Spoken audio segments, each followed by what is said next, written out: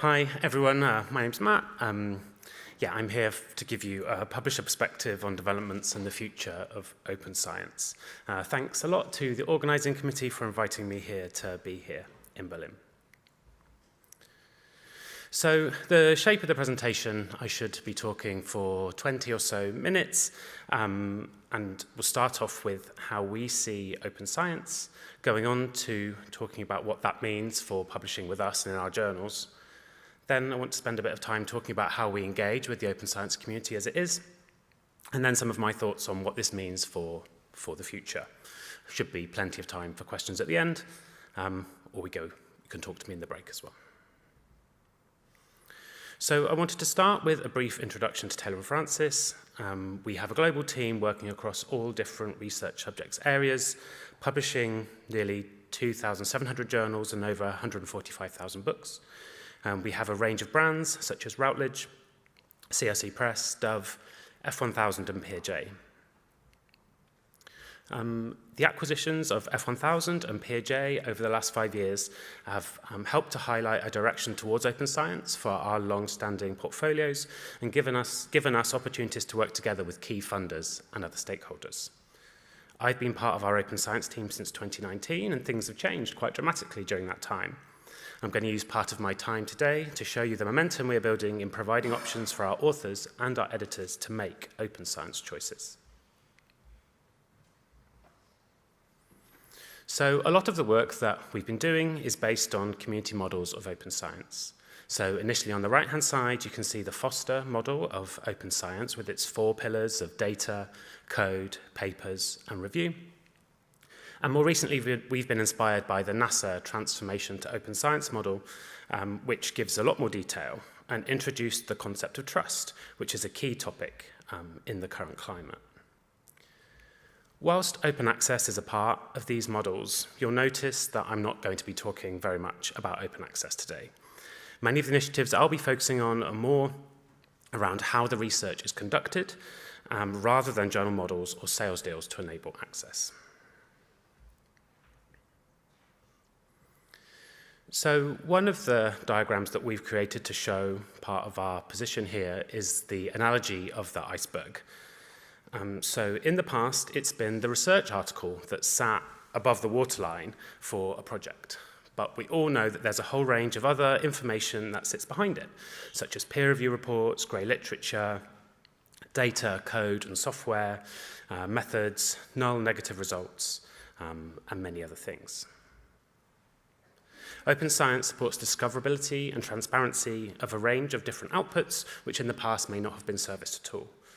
These all relate to the key themes of open science, of transparency and enabling reproducibility.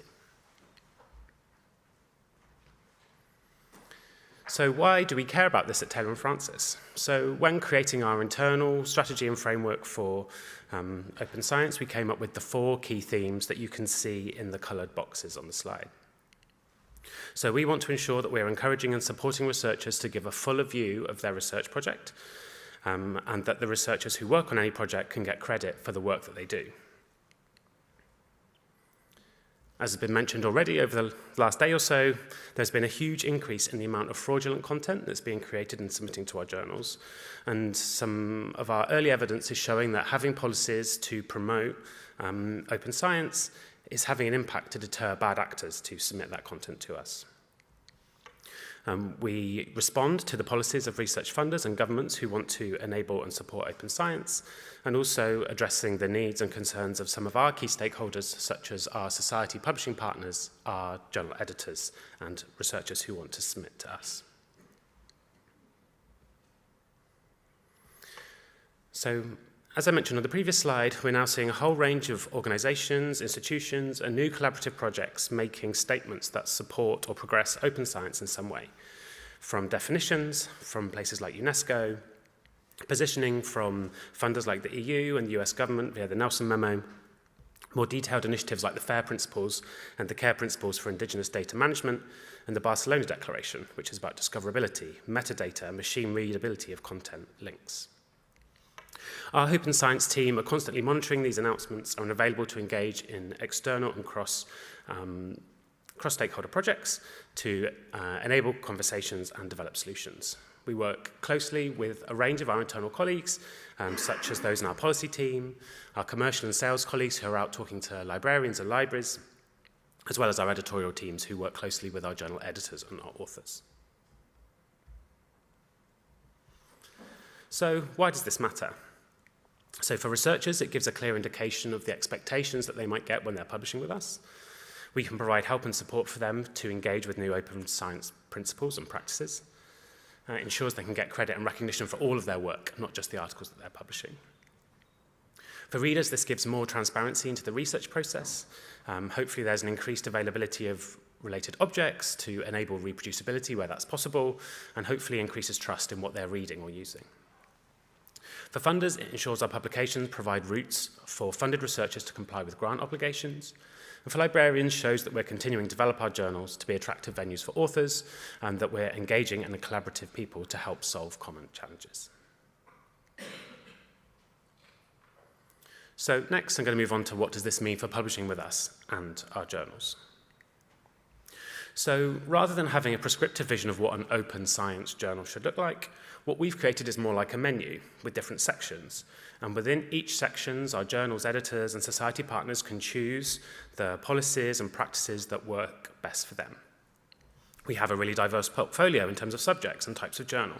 So it's important that we can be seen to provide choices and meet our subject communities where they are, and provide them with the open science options that matter most to them and their research. So to talk you through kind of the sections of our menu, starting at the top, we offer a whole range of different data sharing policies. So as you can see, we have 5 data sharing policies. This starts with our basic data sharing policy on the left, which provides an encouragement for researchers to share their data, but makes no requirement of them to do anything. Then we move up to the share upon request policy. This means that researchers submitting are agreeing to share their data, but only on receipt of a query from a reader, and they do that through the mechanism of a data availability statement that goes into the manuscript. Our public policy requires data to be shared online in a repository, but gives some flexibility over the license that's applied to that data. And then our open data policy is virtually the same, but we're being more prescriptive about the license that needs to be applied. Our open and fair policy is in place on a handful of environmental science journals where, when we set this up, there were really clear expectations of what the FAIR principles meant for sharing data. In terms of article types, we've been looking to add new article types across our portfolio to give researchers options to share more of what they're doing, but also be able to get credit and recognition for that work. So specifically things like data notes, methods papers. We heard a bit about registered reports already, and we've been rolling out registered reports to more of our journals, which is a new way of doing research, essentially, that allows the method and the hypothesis to get peer-reviewed prior to the research activity being undertaken, and can allow for the controlled publication of null or negative results. We're working on a project at the moment to add different kinds of protocols to our portfolio, as well as software tools. We've had a program to support the Centre for Open Science's Open Science Badge policy since 2018, and that's increasingly being rolled out. And in terms of peer review, as you might expect, most of our journals operate a single or a double anonymized peer review policy, but we've been doing a lot more work on transparent peer review, and I'll talk more about that in a second. We have preprint integration with community preprint servers such as bioRxiv and medRxiv, where researchers can do a one-click submit and move their preprint into peer review selection of our journals. And we've been doing a lot of work recently to increase the number of journals that require authors to comply with the credit taxonomy at submission. And something that we've been encouraging and now seeing in practice is journals are now choosing to stack up these options, so choosing options from different parts of the menu. And this is working towards journals having a more rounded open science offering. So to keep track of this, enable us to answer questions from different stakeholders, we're now keeping track of the open science choices our journals are making. We've created an internal scorecard to show our most open journals across the portfolio, and it helps us to recognize and support our editorial teams who are working with their journal editors to increase the take-up of open science policies. So the next section is how we work in the open science community. And I'm going to do this through 2 case studies and some examples of recent successful collaborations. So the first collaboration I want to talk about is with the editorial team for the European Journal of Higher Education. Quite a few years ago now, the editor came to us because he was worried about the proliferation of predatory journals and wanted to show the community the value of the comments that submitting authors got when going through the peer review process. So in 2023, we were able to launch the first transparent peer review process for an education journal. This means that articles are published online with anonymized review reports available as supplementary material. Earlier this year, we surveyed all of the authors and the reviewers that had submitted or reviewed articles since the pilot had gone live, and we're pleased to show and share the results. Overall, authors and reviewers are really positive about this experience, and both groups said they'd be pleased to submit or have their review comments openly available in the future. We specifically asked them about open versus transparent peer review, but overwhelmingly they told us that they wanted their review comments to remain anonymous, and this is something that we're taking forward into our future plans. If you want to find out more, we've shared the results and a full report on this pilot via our Taylor and Francis blog, and we've already received some really great feedback from people who've seen it. We've had a number of inquiries from journal editors who want to be adding a similar peer review process to their journals. The second case study is based on our work with DataSeer. If you don't know, DataSeer is an AI tool that can be used in different ways to highlight how data, code, methods have been used within a manuscript. We used it to do an analysis of 8,000 articles published in 2023 as a starting point, and it's given us some great insight into our authors' behavior and how this overlaps with the policies that we've been implementing, as I mentioned earlier. So some of the key insights that we've seen, as I mentioned earlier, we have a whole range of different data policies, and some of these require authors to include a data availability statement in their manuscript, but the most basic one does not. The DataSeer analysis showed us that data availability statement usage was 1.5 times higher than we expected when we compared it with our baseline expectations on the policies of the journals that we included in our snapshot. We've also seen really encouraging usage of certain code and software, given that we currently only have fairly limited guidance on it and we don't have a policy. 8% of authors were sharing code and software, which was fantastic. And we also saw 5% of our authors sharing preprints, which pretty much aligns with other baseline data that's been discussed fairly recently. We're now taking this data to help inform updates to our journals. So where we can find gaps, where authors are sharing data but there's no policy, can we use this as evidence to support wider policy rollout? Also identify new projects and things that we want to address.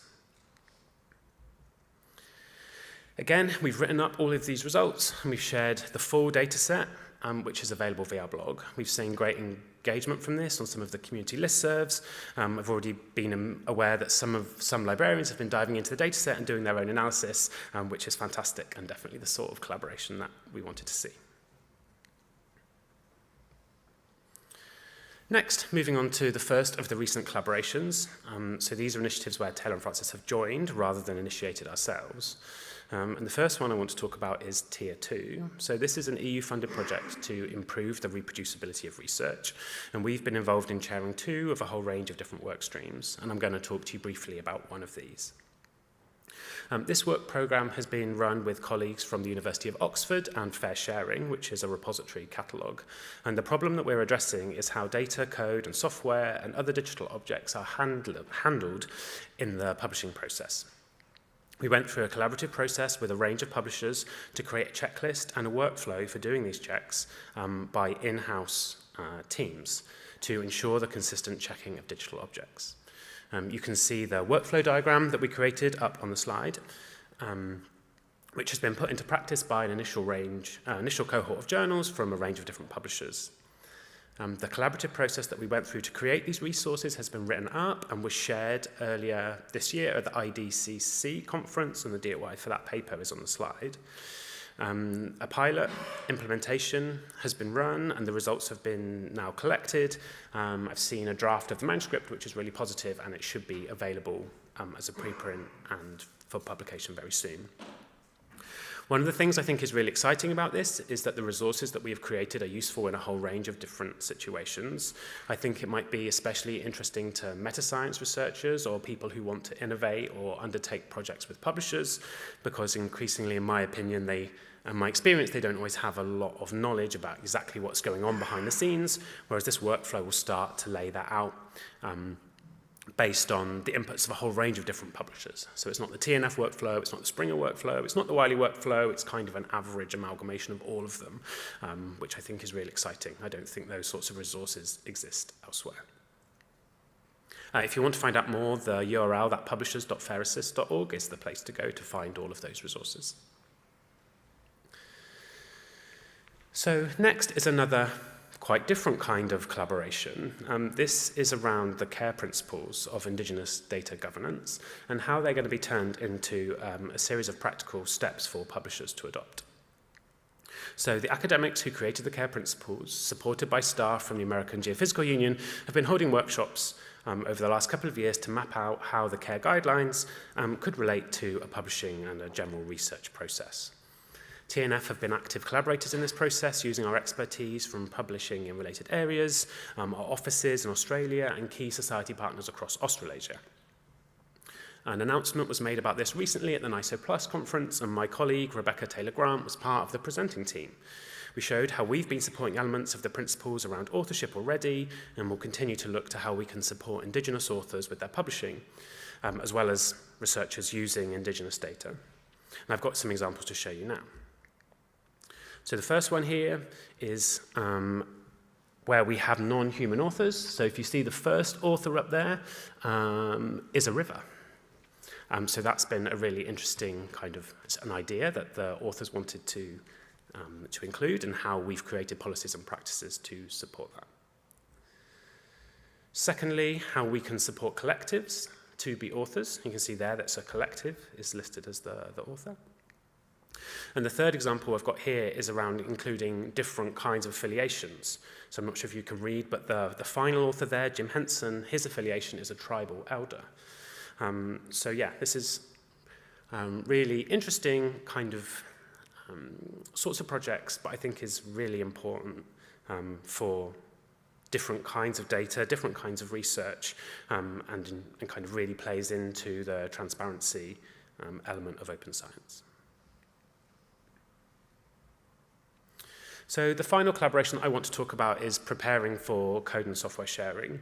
So I feel like a lot of the discussion in open science circles has been around data sharing, and code and software maybe has taken a bit of a back seat, but it's increasingly becoming important, and obviously is incredibly important for computational reproducibility. We have seen that initiatives like FAIR have now been updated for code and software, and there have been a few key collaborative projects to lay the foundations for publishers to do more to support code and software sharing. So the first project I wanted to highlight is the F1000 research paper you can see at the bottom. This was a piece of work led by Dan Katz and Neil Chu Hong about software citation, and then that was then followed up by a piece of work led by Shelley Stool, looking at publishing pipelines and how to create references that are not just human readable, but also machine readable.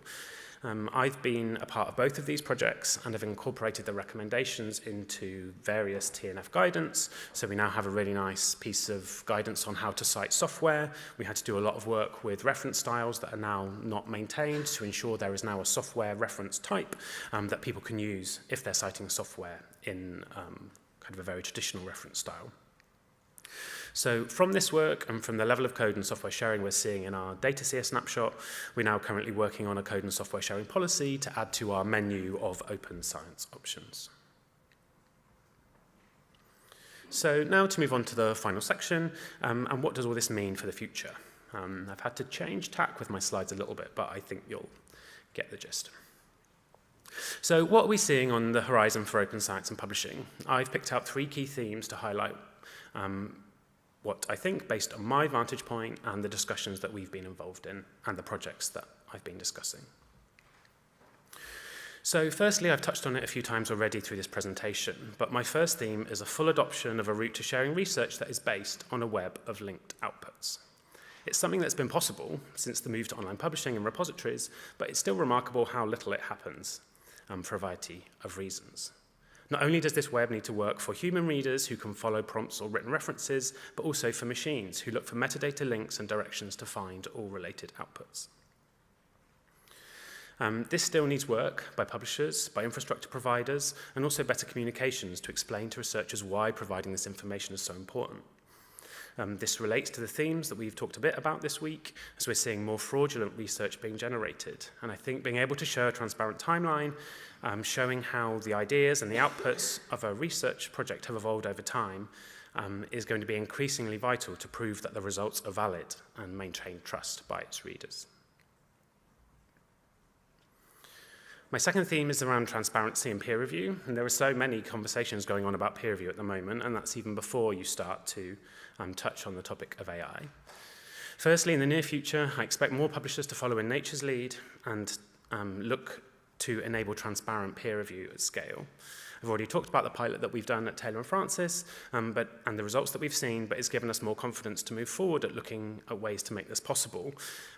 It's not as simple as you might think. Most of the systems for peer review have been built with the idea that it should all remain completely confidential. I also expect to see more developments around kind of what happens during peer review. Many publishers are now investing in larger teams to conduct detailed in-house checks to ensure various policies and practices have been followed. And then having the academic peer review on top of that. I think we'll see a lot more innovation in this space with tools to help manuscript checking and publishers wanting to do all they can to weed out fraudulent content before it goes to external peer review. There are also questions around what can be checked in-house, especially when thinking about open science journals as I've been laying out here. And therefore, does that change what needs to happen or what's expected of academics when taking their part in the peer review process? And finally, my last theme is around partnership and collaboration. I've shown through examples in this presentation how collaboration and partnership have led to some of our most meaningful results when it comes to open science pilots and giving us evidence to support our goals. For me, one of the main areas we can collaborate is on the process of change. Many of us are working to try and improve how research is funded, created, shared, and used. However, sometimes in conferences and settings like this, it can feel like we're in a bubble, where open science, as we've been talking about, is already completely common practice. However, it's really not. We still see large numbers of the research community unfamiliar with basics of open access, open data, or why certain information is being checked or requested. We see this influenced by geography, by subject area, career stage, and many other factors. We all have a role to continue to educate and encourage our networks to engage in these key topics. We also expect to see more collaborations in this space, where experts look to find each other to work on complex problems, and perhaps with less baggage around who they work for, whether that be a commercial or a non-commercial entity. There was a panel that I was a part of back at the Open Science Fair in Geneva in September that proposed the idea of looking at projects that could be opened and commercial, rather than open or commercial. It may just be that it's more important to have the right people in the room who are truly invested in the outcomes of a project. So, to summarize, at TNF, increasingly we have open science options for authors. And we've been running pilots and testing new ways of working, often in collaboration with others, and we're looking to share our findings where we can. We still see challenges around the awareness of researchers of open science. AI, fraudulent research, and other challenges are constantly shifting the landscape, but we believe in transparency as a positive force for change. There's still more to do to bring about a full open science future, but we're working to fill the gaps on our menu as well as behind the scenes. And as I've said, collaboration is a key to finding and developing new solutions, so we're open for if people have ideas about things we can do together. Thank you very much. Okay, thank you. Are there any questions here from the room? Yes. Getting a bit old. So thank you for the presentation, and I think maybe there are some different opinions between open access views for the future, between open science enthusiasts and editors, but I don't want to talk about this, but more about AI. So you said AI for once is a threat because there's this paper mills and this fraudulent papers and so on and so forth. But I would be interested if you think that AI also could either help you as a publisher, for example, to maybe bring together papers with possible reviewers, or have agentic AI who does all the coordination things. So could AI also be a threat for you as a publisher, because there would be a possibility that AI would doing almost everything that you as a publisher do? Or would you like to employ more AI in the future to have a leaner process or to save money? Are there any ideas regarding this? Yeah, so I think, well, one of the case studies I showed was how we're using AI. So DataSeer is an AI tool, but I guess we're using that to kind of fill gaps in our own knowledge, in our own data that we have around what our authors are doing in practice and relating to our policy. There's another pilot that we're working on with DataSeer that's more about whether we can use that to help check manuscripts as they come in, to spot things that should be included in a data availability statement that are not. So we are definitely looking at those sorts of pilots. Obviously, there's a whole range of research integrity tools as well that are using AI as part of the arms race, I guess. Like publishers and researchers are all using AI to try and spot different types of content. So I don't think it's entirely bad. I think there are options, but yeah, I think that the thing that I was flagging is just we're seeing it for researchers using it to generate content, reviewers using it to generate reviews, like none of which is good for us. So. Yes, another question. Thank you for a great presentation. You mentioned that the data sharing, the data statements were more common than you expected, and it was also refreshing to see that there was some code and software sharing. But in my experience, most of the time when there's a data statement, there's actually not sharing. I mean, there's a placeholder there, people say something, could be just hand waving. But if you really want to see the data sets, they're not accessible, or they may become, or then they never become. And same with code and software sharing. It doesn't necessarily mean if there's a statement there that actually functions.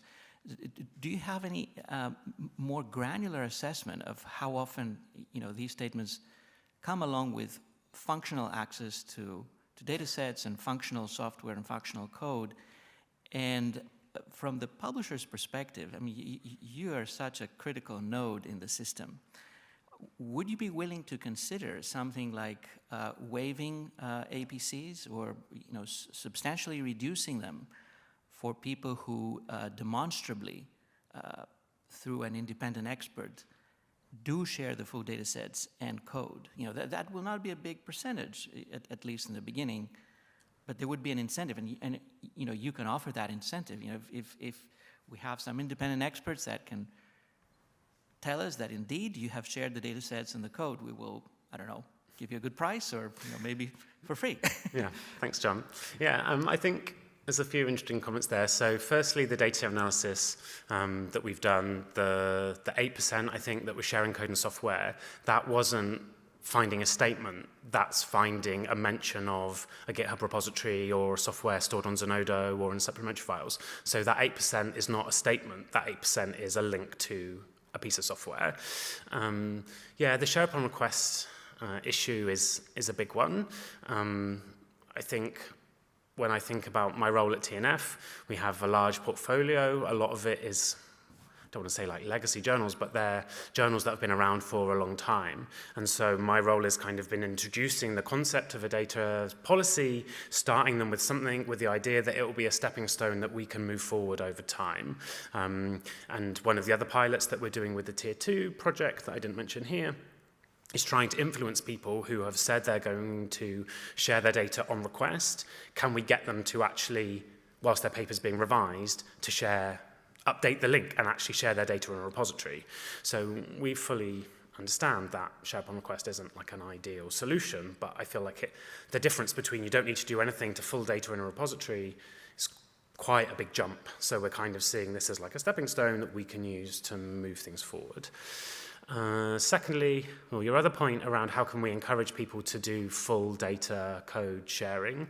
So I guess we're kind of doing that in a couple of different ways. So We do have journals that are now mandating open data, and we have teams that are checking that. It's not empty statements. We have people on the ground following checklists to make sure that there is a data set, that it has the right license, that the tables have got the right headings and that they're useful. And the code and software policy, as I mentioned, is going to come, so we're kind of working towards that. But one of the things I've been most excited about is being made aware that some of our journal editors are adding people to their teams, so to part of the academic team for a journal who want to do data and code checking from the academic side. And this has come in some really interesting areas. We've got a political communications journal where they've added data and reproducibility editors. We've got an archaeology journal where they're doing that, as well as journals in kind of life sciences and paleontology. So kind of the academic team taking it on themselves to work with the authors to ensure that full data code is there and it all works and is there. The idea of offering discounts on APCs is an interesting one. We can have a think about that. Obviously, we still have a lot of subscription journals, so it's free to publish. And we do see that it's not entirely business model based where people are choosing these policies. So we're seeing subscription journals that are choosing open data, new article types, open peer review, for example. But yeah, that could be an area of overlap that we consider. Okay, I think we have time for one more question.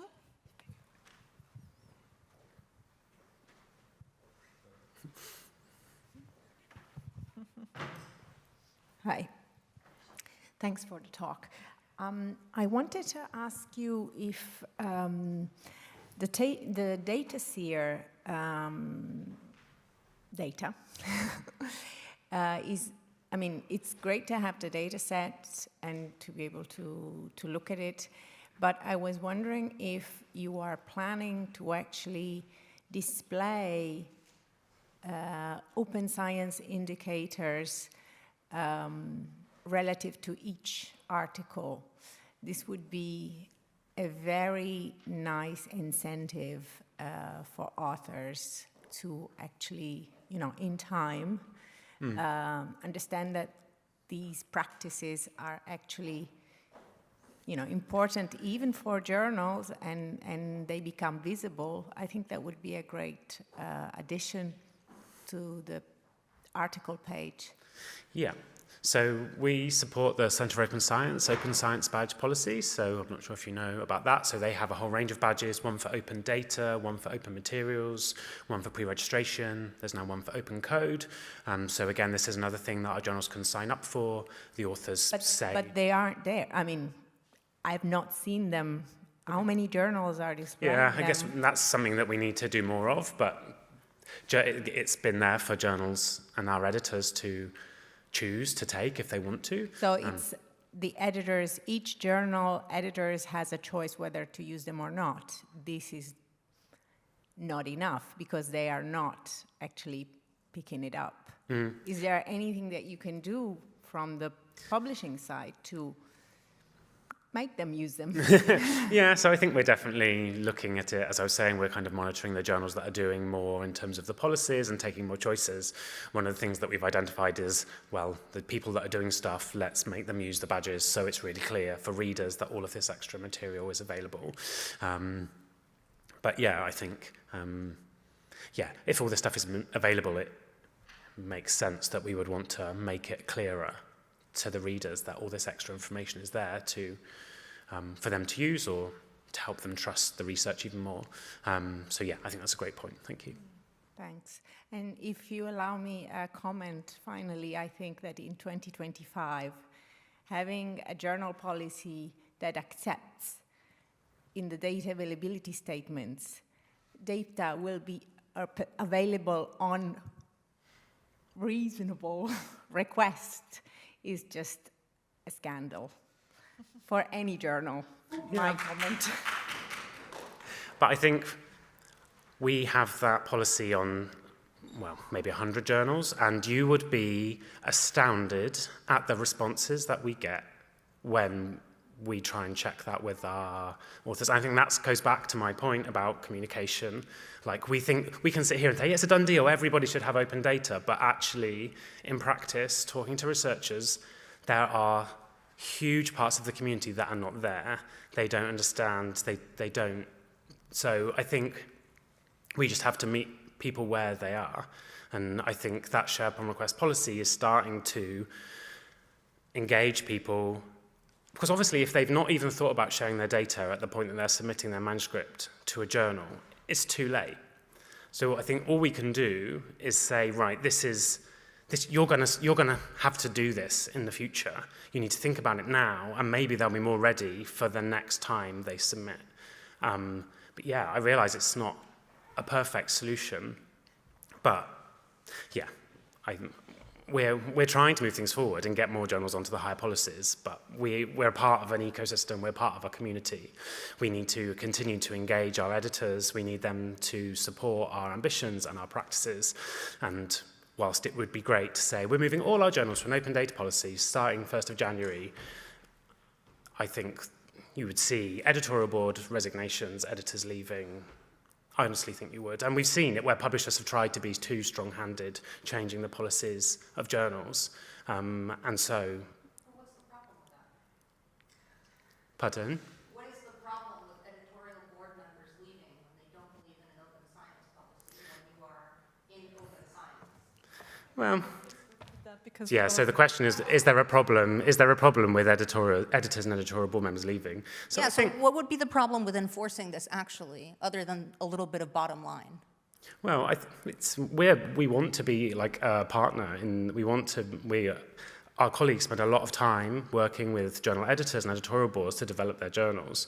And I think we need to work together to kind of move these things forward. But you can't both work there and also here. There's a conflict there, right? Well, yeah, but so, that's why we're working in partnership. That's why we want to be part of these conversations. That's why we're going to these meetings. We come to different and having conversations about why this is important and educating different people who need groups who need help, providing resources, providing guidance, and we'll get there. And we're moving things forward. Like I realise people have different expectations around the pace of change, but if you think about where we were 5 years ago, there's been a tremendous change, and I think we'll continue to see huge change in the coming years. depends on how you slice it. Okay, thank you very much for your talk.